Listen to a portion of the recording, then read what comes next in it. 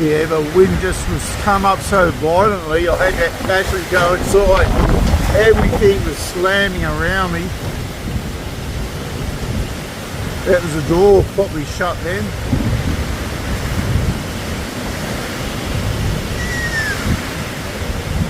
Look at these trees.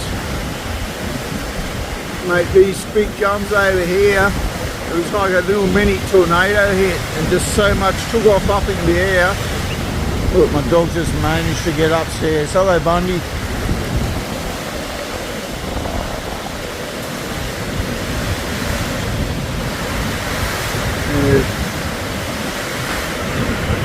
Guy's got a few leaks on his roof over there. You think it's a good chance to move a few of them. Mate, I've never seen such wind.